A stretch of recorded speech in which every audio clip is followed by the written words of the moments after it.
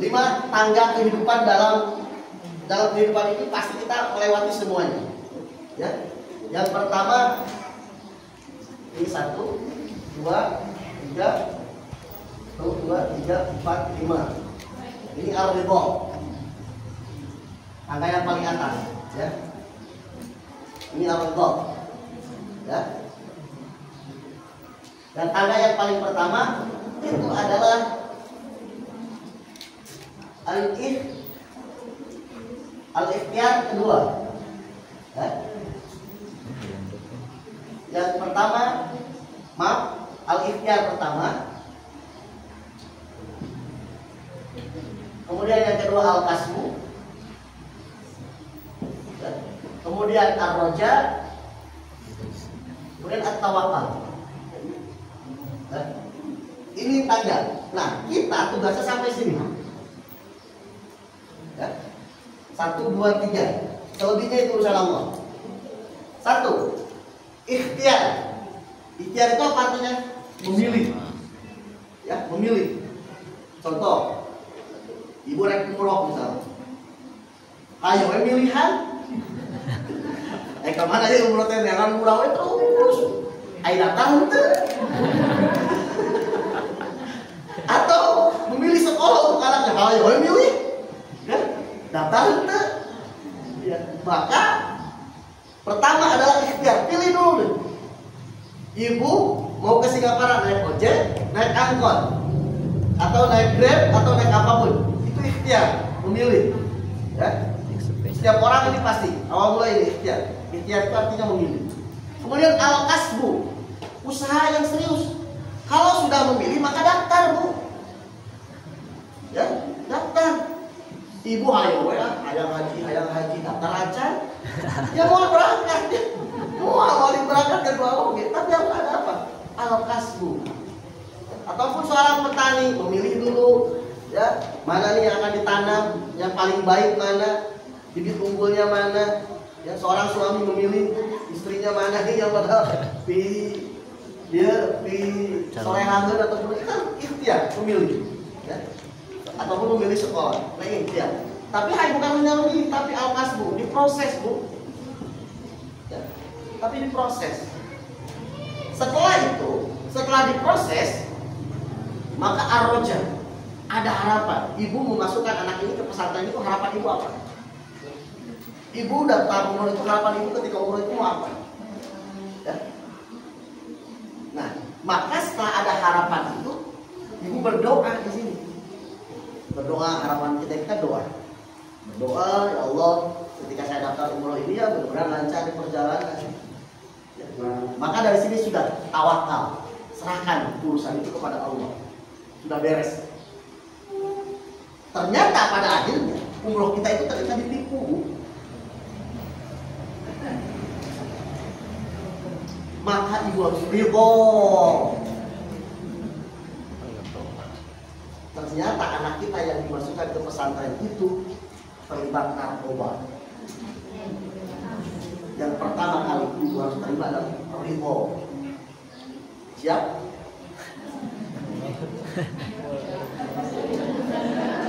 Ternyata suami ibu teh yang udah dipilih ternyata nyandung. Ridho. Ini yang harus pertama kali lakukan. Ridho. Ketika ibu marah-marah, masalah akan kembali lagi. Maka harus terima dulu. Nah ini konsepnya, Bu. Kadang orang tina ikhtiar yang ngegajol karena tawakal. Ya, ini proses menuntut ilmu pun sama. Ini prosesnya. Dan ini akan dilalui oleh kita tahapan-tahapan ini. Dan tahapan-tahapan ini yang akan kita lakukan ini di dunia ini. Nah kadang sampai sini ikhtiar saja baru memilih. Sudah, tawakal ala Allah. Padahal dia belum kasbu. Nah inilah kadang yang menjadi kesalahan kita. Maka ridho itu adalah puncak kebahagiaan seorang muslim. Ketika dia ridho, terima saja dulu tanpa ngeyel ke Allah. Kadang-kadang kebetulan ketika di Jakarta itu kita mengajar komunitas-komunitas, ada dakwah komunitas ya, ada dakwah komunitas untuk gay, lesbian, ya, gay, lesbian. Ternyata rata-rata orang yang lesbian atau gay itu bermula dari apa? Dari rumah. Apa yang terjadi? Mereka haus terhadap ayahnya. Kenapa? Ayahnya memperlakukan ibunya kasar. Kadang. Ataupun ayahnya selalu membentak anaknya. Ataupun yang lain. Ini rata-rata semuanya bersumbernya dari rumah tangga. Dari lingkungan itu sendiri. Rata-rata ini bermula dari rumah tangga. Maka jangan salahkan anakmu. Anakmu itu gak pernah salah. Yang salah siapa? Orang tuanya. Anak itu kan fitrah, terlahir. Tiba-tiba ibunya ngasih handphone. Nih, ame betah. Ibu Naomi ame betah main handphone. Kan aja gitu. Yang salah siapa saya tanya? Terus ibu marah-marah ke anak ibu. Yang bikin anak itu kecanduan handphone siapa? Jangan salahkan anak. Anak itu nggak pernah salah. Anak itu terlahir dengan apa? Suci. Iya, Pak Abawahu, yuhawidani, bapaknya, lingkungannya, itu yang akan mempengaruhinya. Anak sama kita kadang, anak yang belum punya SIM sudah dikasih motor. Ketika cilaka disalahin anaknya, padahal bapaknya memeriknya. Kenapa? Karena dia belum punya SIM, kenapa harus dikasih? Balik jalan ke anak aja, anak gak salah. Anak hanya punya keinginan untuk meminta bapak. Kalau bapaknya tidak mau ngasih, jangan dikasih. Kenapa? Belum cukup umurnya. Coba Bu kita lihat anak-anaknya sekarang.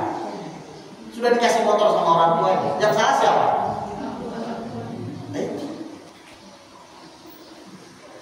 Jadi jangan salahkan. Anak dikasih handphone, tontonannya ternyata yang kayak gitu, ya memang ada di sana. Pengaruh dari temannya, pengaruh dari itu. Tapi sejauh mana ibu mengontrol? Sejauh mana kita melihat? Ataupun anak kita pulang dari sekolah, nak tadi belajar apa? Pernah nggak dengar seperti itu? Siapa gurunya? Kumaha salatna? Ataupun seorang suami ketika di rumah nanya ke istrinya, "Mas, hari ini bahagia tidak?" Pernah nggak seperti itu? Tanyakan. Kenapa? Ibu bisa marah karena intinya perempuan itu tidak ada perempuan yang pendiam, tidak ada. Karena perempuan itu kalkulasi dari sakit hatinya dari suara suami. Punten, Pak. Karena yang saya alami ketika berbicara kepada yang terjerat kasus gay, narkoba ataupun yang lainnya, itu rata-rata bermula dari pasangannya. Seakan-akan suami itu dia mencari uang di luar, ibunya misalnya di rumah, ya. Kemudian dia datang ke rumah dengan marahnya, dengan apa? Capek bapak. Orang yang kita bertanya ke istri kita misalnya, hari ini bahagia, kumaha di rumah, bagaimana anak-anak. Kadang misalnya kalau kita LDR dengan istri kita, pernah nggak orang tanya heula istrina heula kondisinya? Oh iya, kumaha anak-anak. Pernah nggak kita nanya perasaan istri kita bagaimana di rumah? Mak, bagaimana di rumah hari ini? Kemudian lanjut kepada anak-anak. Ketika istri kondisi baik, dia akan berpengaruh pada anak-anak akan baik. Tapi ketika apa? Istrinya sakit, dia mendidik anak dengan rasa sakit. Tong siga bapak manis ya. Betul tidak? Betul. Apalagi kalau misalnya cerai. Pokoknya tong siga bapak manis yang ada apa? Menjelek-jelekan. Padahal dalam Al-Quran dalam surat Al-Imran Al-Baqarah, wala tas'alu fadla, wala tas'alu fadla. Janganlah kau melupakan segala kebaikan mantan istri atau mantan suami. Kita dituntut untuk terus baik kepada siapapun. Walaupun apa? Itu mantan kita. Ya kan, itu dalam pasangan itu ada mantan, tapi dalam anak tidak ada tuh mantan ayah, tidak ada. Mantan anak tidak ada. Nah ini, makanya kenapa Islam itu memberikan pelajaran kepada kita dari pasangan itu harus benar. Kalau melepasnya tidak status, dilihatin ke orang. Kan gitu. Coba selesaikan di dalam kamar anak supaya tidak tahu. Bereskan di dalam kamar. Ketika keluar rumah sudah beres. Anak jangan melihat kekerasan dalam rumah tangga. Kenapa? Dia akan melihat memotret. Oh, memperlakukan istri itu seperti itu. Oh, melakukan perlakuan suami itu harus seperti itu. Dan pada akhirnya apa? Terjadi. Dan ini pun, ya, apalagi hari ini tahun 2023 BMKKB mengeluarkan hasil data 60%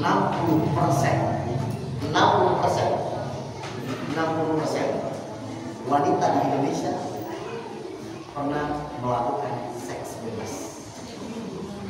60%. Ini tantangan yang kita sama. Maka anak-anak kita khususnya wanita jaga betul. Jaga betul. Rata orang-orang yang baru khidbah di kita ya, itu sudah dilepas saja. Padahal itu belum mahal. Belum mahal. Maka ini khususnya untuk para wanita, jaga mahkotamu. Saya gambarkan. Mahkota wanita itu seperti segel. Ketika rusak segel ini, orang akan ada yang beli.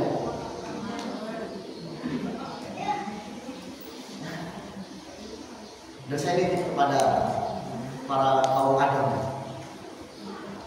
Ketika engkau misalnya berpacaran ataupun apa, memegang istri, memegang perempuan yang bukan mahram, maka engkau telah mendolimi calon suaminya Tuhan.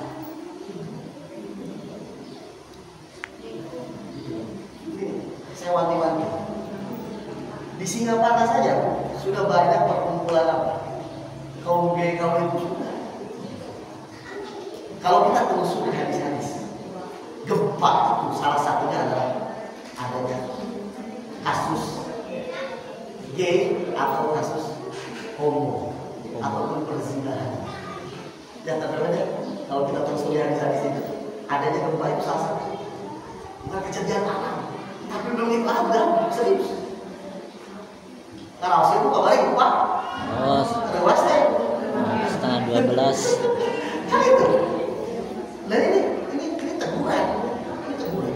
Nah oleh karena itu, yang 5 ini silakan aplikasikan. Memilihkan sekolah, memilihkan suaminya, memilihkan istrinya. Maka pilihkan yang terbaik. Maka agama memberikan apa?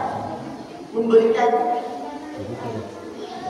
memberikan rule, memberikan cara. Ini cara memilih istri itu dilihat yang paling penting agamanya. Entah fokus karena pesta kamu, enggak.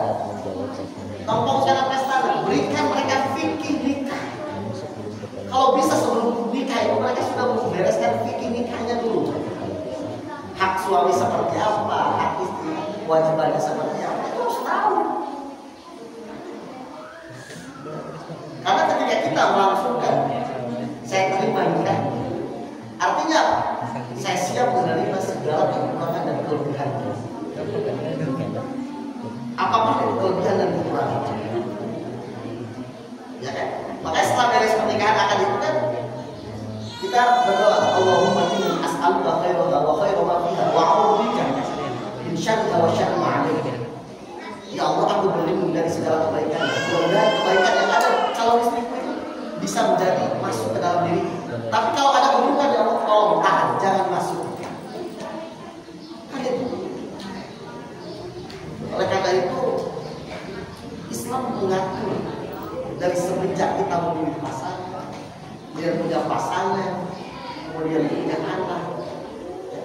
Karena bermula Jadi ayah yang dirindukan itu ya harus jadi suaminya, dirindukan oleh istrinya dulu. Kan sekarang banyak kejadian gitu, anaknya rindu kepada bapaknya tapi rindukan pada handphonenya, bukan sosoknya, kawan, bukan sosoknya.